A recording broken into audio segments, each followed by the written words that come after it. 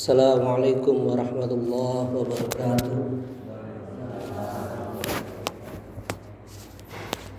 Innal hamdalillah nahmaduhu wa nasta'inuhu wa nastaghfiruh wa na'udzu billahi min shururi anfusina wa min sayyiati a'malina may yahdihillahu fala mudilla lahu wa may yudlil fala hadiyalah. Asyhadu an la ilaha illallah wa asyhadu anna Muhammadan abduhu wa rasuluh. Allahumma salli ala Muhammad wa ala ali Muhammad.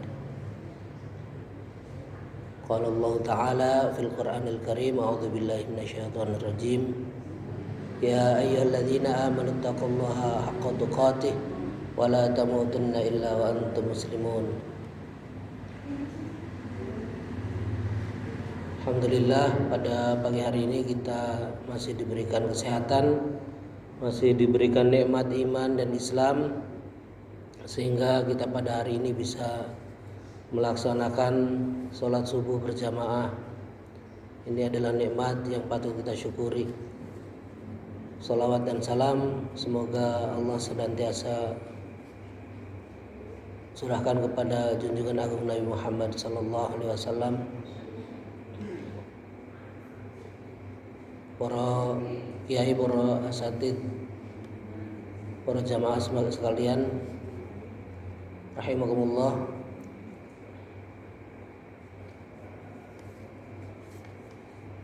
Beberapa minggu yang lalu saya melihat sebuah video yang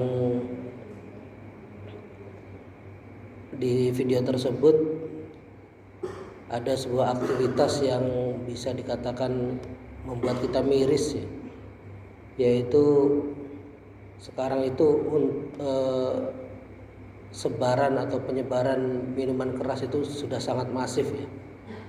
Saya lihat video itu kejadiannya di Jogja ya, di Jogja, di kota pelajar, di mana banyak pelajar dan mahasiswa di sana dari seluruh Indonesia. Di penjual minuman kerasnya namanya Outlet 23 ya, Outlet 23. Itu pemasarannya bisa langsung dipesan dari rumah. Dipesan dari rumah, mirasnya macam-macam, mirasnya rasa-rasanya macam-macam. Kemudian datang langsung kurirnya juga disediakan oleh Outlet 23 itu gitu. Dipesan langsung, kemudian langsung bisa datang ke rumah atau ke kos-kosan atau ke kontrakan. Dan kurirnya lumayan banyak juga, dan cabangnya di Jogja tidak hanya satu, outletnya tidak hanya satu tapi banyak. Saya lihat di Google ternyata di Surabaya juga ada, di Semarang juga ada gitu. Dan ini memang aktivitas makan dan minum itu kan termasuk aktivitas individual ya, aktivitas individual. Tetapi aktivitas individual itu sangat dipengaruhi oleh aturan yang ada, Aturan di negeri ini kan memang tidak melarang minuman keras ya, tidak melarang minuman keras yang legal ya, yang legal.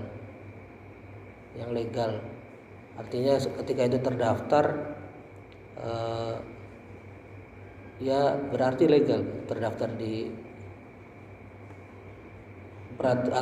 di salah satu lembaga di negeri ini ya berarti legal gitu. Kemudian ternyata Outlet 23 juga mempunyai didaftarkan juga, ternyata ya, didaftarkan dengan merek yang legal, kodenya 32, 33 dan 35 gitu. Dicek di website ternyata ya ada juga 32 dan 33 itu kalau tidak salah itu termasuk izin merek minuman beralkohol. Itu sudah sangat miris sekali. Itu yang legalnya seperti itu, sudah sangat masif. Apalagi yang tidak legalnya juga banyak ya, beredar di masyarakat kita. Padahal Allah sangat jelas sekali menjelaskan bahwa innamal khamru wal maisiru wal ansabu wal azlamu rijsun min amali syaiton. Di khamr itu, minuman keras itu termasuk amalan syaitan. Kemudian dalam hadis Nabi juga Allah melaknat itu. Nabi menyatakan bahwa Allah melaknat itu, la'anallahu al-khamra wa syaribaha wa saqiyaha wa ba'i'aha wa mubta'aha wa asiraha wa mu'tasiraha wa hamilaha wal mahmulata ilaihi. Allah melaknat khamr, orang yang meminumnya, orang yang menuangkannya, penjualnya, pembelinya, orang yang memerasnya, orang yang mengantarkannya, dan orang yang meminta diantarkan. Hadis riwayat Abu Daud, Ibnu Majah dan Ibnu Umar. Jadi untuk khamr ini dosanya tidak hanya bagi peminumnya saja, bagi kurirnya pun terkena dosanya, bagi yang memproduksinya juga terkena dosanya, yang menjualnya juga terkena dosanya. Dan khamr atau minuman keras ini termasuk ummul khaba'ith, jadi induk berbagai macam keburukan atau kerusakan. Artinya ya dosanya dosa besar gitu. Kalau induk itu ya berarti bibit ya, artinya dosa besar. Dan kita sangat miris sekali, dan ini tidak lepas dari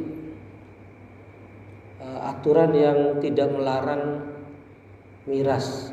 Aturan yang tidak melarang miras, aturannya itu dimunculkan dari tahun 95 ya, sampai ada perbaruan. Terakhir itu di 2021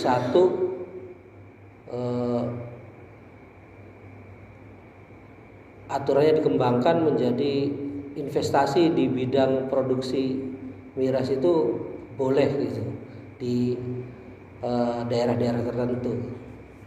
Salah satunya NTT ya, Nusa Tenggara Timur, itu boleh ada investasi terkait dengan miras. Dan mudah-mudahan dan yang berdosa itu tidak hanya mereka yang melakukan aktivitas itu di sekitar miras itu ya, bukan hanya peminumnya, kemudian bukan hanya penjualnya dan yang memproduksinya. Kita yang melihat kemungkaran apabila kita diam juga termasuk berdosa. Ketika kita melihat kemungkaran dan kita diam, insya Allah kita terkena dosanya.